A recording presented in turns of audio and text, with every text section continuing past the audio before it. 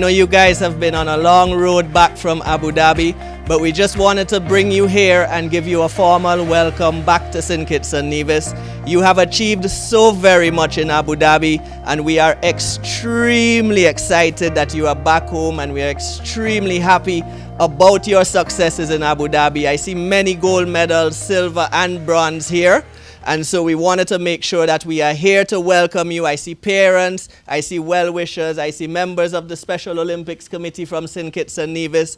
Next to me we have Mr. Sean Richards, the Minister of Sports, and Ms. Cotton, who represented the team from the Special Olympics in St. Kitts. She represented us well in Abu Dhabi. And so we just wanted to make sure that we're here, and we wish you the happiest welcome back home, because we are extremely happy. We followed every single day of your successes in Abu Dhabi very closely, and we're extremely happy that you're back here. So I just wanted to pass you over to Mr. Richards to give you some remarks. Good afternoon to everyone. We have within our midst the Permanent Secretary with Responsibility for Education, Mr. William Hodge. We have executive members from Digicel. We have Ms. Cotton from Special Olympics. As a matter of fact, the Cotton Thomas Comprehensive School, which caters for persons with disabilities, is named in her honor. We have coaches, we have teachers, we have the principal, Mrs. Blanchett for Cotton Thomas. We have the athletes, we have representatives from the media, we have parents, we have other persons who were in Abu Dhabi also giving support to the athletes, such as Miss Deborah Matthews, Julia Maloney Blake. Good afternoon to all, and welcome to this brief ceremony this afternoon. I say a very special welcome home to all of the athletes and the coaches who were in Abu Dhabi, giving support to them. St. Kitts and Nevis, I think, had one of the smallest teams at the games, in that we only had 13 athletes. However, in my view, the athletes did exceptionally well, and I want you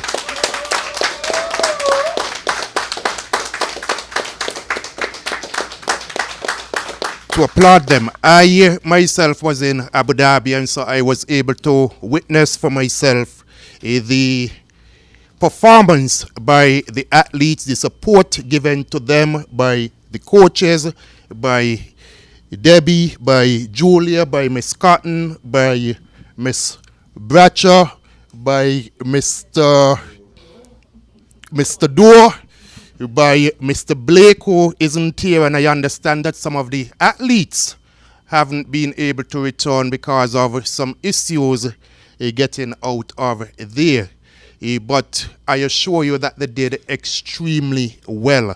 I looked at the athletes as they perform, and I had to say to myself that is certainly what they have been able to accomplish. I don't think I would have been able to do so myself. That, of course, is because of the generous sponsorship of Digicel, the Ministry of Youth, Sport and Culture, the Ministry of Education, the government of St. Kitts and Nevis, and all of the persons such as Galaxy, etc., who came together to ensure that the participation of the athletes was made a reality. Some of the athletes got sick, for example, but even though they got sick, they still rose to the occasion. They would have been sick 1 minute, by the next minute they were out there performing. Some athletes had to be taken to the hospital, but that did not deter them. You had over 180 countries at the Special Olympics, and for St. Kitts to have gained 7 gold medals, I think that is indeed a great accomplishment. I was at the closing ceremony. I listened to the president of, I think, is Liberia. Liberia had a much larger team than the Federation of St. Kitts and Nevis, but the president said that Liberia only received 2 gold medals. So that when you put it into perspective, you would understand what we have been able to accomplish. Cycling, for example, was an event that the athletes participated in for the very first time. And so though within the last 2-3 years, it was an event, a sport that they began to prepare for. They did very well in cycling in particular. And if you look around their necks, you would recognize that the cycling team did very well. But it's not a matter of singling out cycling. I only mention cycling because, as I said, it's the first time we have participated in that particular event. But all of the athletes did well, and so all of you please stand and be acknowledged. Now, that says to me that with even more support, with even more resources, imagine what the persons who are determined, imagine what they can achieve. Imagine what they can achieve if we give more support to them. Quite often, I think we look at persons who are determined and we come to the conclusion that because they are determined, it is only so far they are able to go. In doing some interviews in Abu Dhabi, I indicated that a society cannot fully develop unless we develop all of our citizens.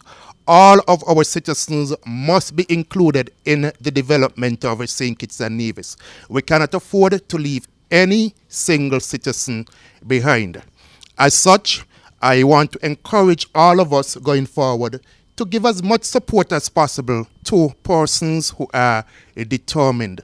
Let us use our resources to help them to rise to their full potential so that they feel just as equal, just as included as any other individual within the Federation of St. Kitts and Nevis. To the parents, I want to say a very special thank you for giving support to your children as they went off to Abu Dhabi. Of course, it would have taken quite a bit of encouragement, a different culture, competing with different persons on the world stage. That is not easy to do. But they went out, they did it with a smile, and they did it very, very successfully. And we are all proud of them. And that is why we are gathered here this afternoon to say to them, welcome back, to say to them, congratulations, to say to them, we are very proud of you. On behalf of the government of St. Kitts and Nevis, I say congratulations on a fantastic job in Abu Dhabi. Thank you.